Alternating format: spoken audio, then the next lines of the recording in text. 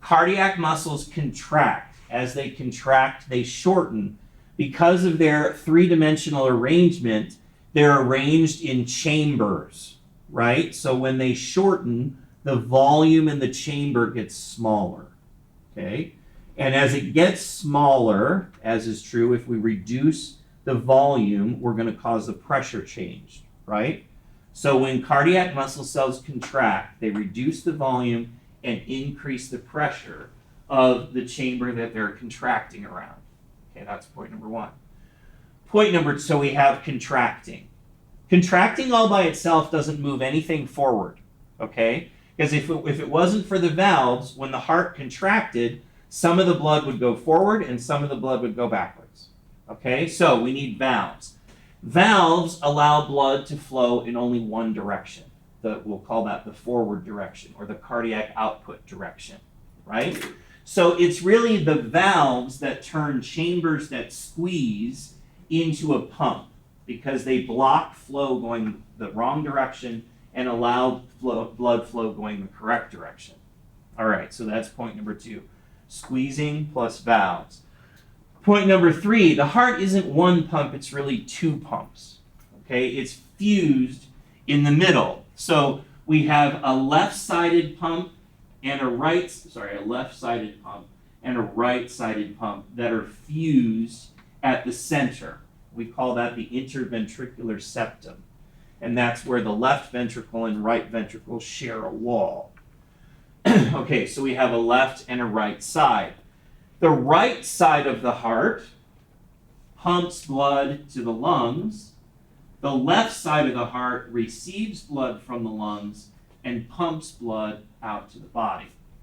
Okay? So they have different jobs. The right side of the heart only has to push blood not very far, right? And the blood it has to push is not very highly pressured.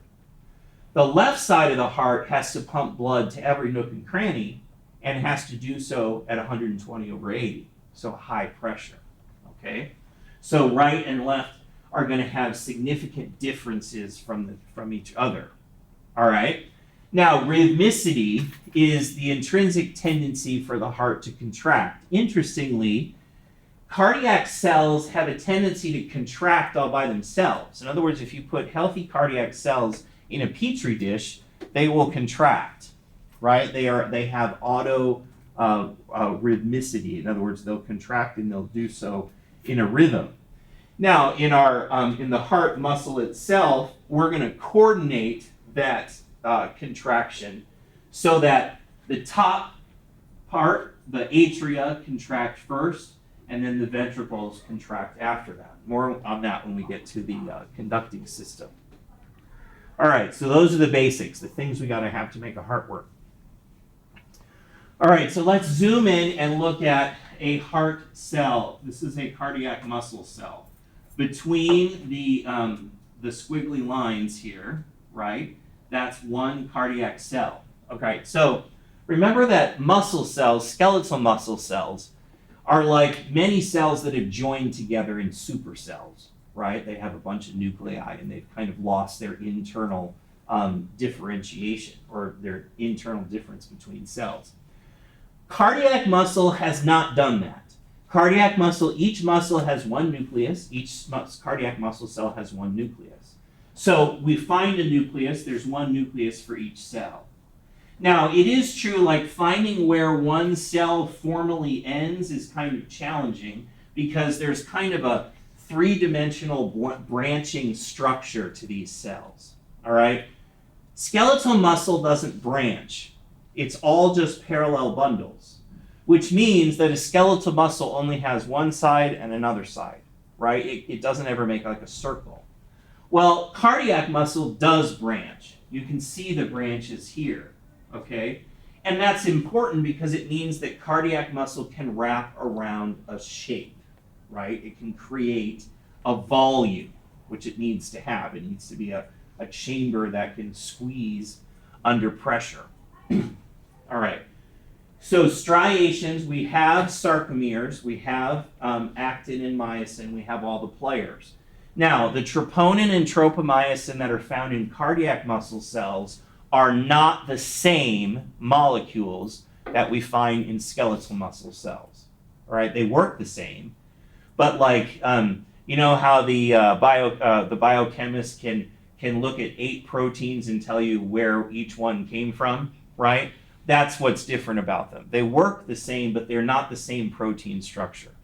I bring that up because one of the routine labs we do looking for myocardial infarction is a troponin, right? We'll do a troponin level. Well, that troponin I is not the same troponin that's found in skeletal muscle. Okay, it's got the same name, but it's a slightly different protein. All right, all that besides. So sarcomeres, SR. Cardiomyocytes do have a sarcoplasmic reticulum. It is, remember, in skeletal muscle, it's very well developed, right? The SR is very elegantly evolved. The terminal cisternae, DHP receptor, all that. Well, in cardiac cells, the sarcoplasmic reticulum is much less well developed. And we'll see why that matters when we talk about contraction here in a minute. So the fibrous branch, 3D structure, each cardiac myocyte has one nucleus, intercalated discs. Okay, so the circles, or the wavy lines here, are what we call intercalated discs.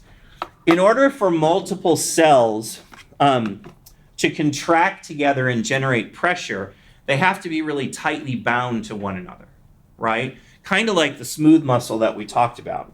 But an intercalated disc is basically 2 structures. One is desmosomes. Okay, so if this is a cell membrane, right? This is another cell membrane.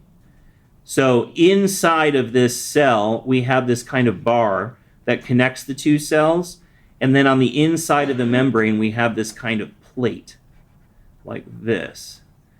So it's a little like a rivet. So 2 cell membranes that are sort of riveted together, right? So that's those are called desmosomes, these guys. They give strength. They keep the muscle cells from pulling apart when they contract.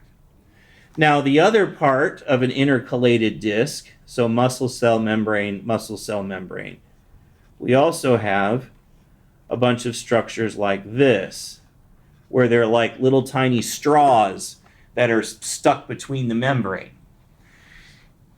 Okay, so it means that ions, like say a sodium ion, so this is one cell, this is another cell. These are the 2 membranes. We have these kind of straws in between. These are called gap junctions, right? And it means that ions from one cell can move to another cell very easily, right? So if sodium concentration was really high over here and low over here, sodium would flow very easily through the gap junctions. Okay, so intercalated discs are made up of desmosomes and gap junctions. Desmosomes hold it together. Gap junctions get the cells to work together so that when one depolarizes, when this one depolarizes, its neighbor does too, because the ions can move through the gap junctions. See that? So the intercalated discs mean that the heart muscle is a syncytium. There's that word again, right? A group of cells that work together and are coordinated together. Technically, the heart is 2 syncytia. The atria are one and the ventricles are another. Okay, so the atria contract together and then the ventricles contract together. So intercalated discs, desmosomes, and gap junctions.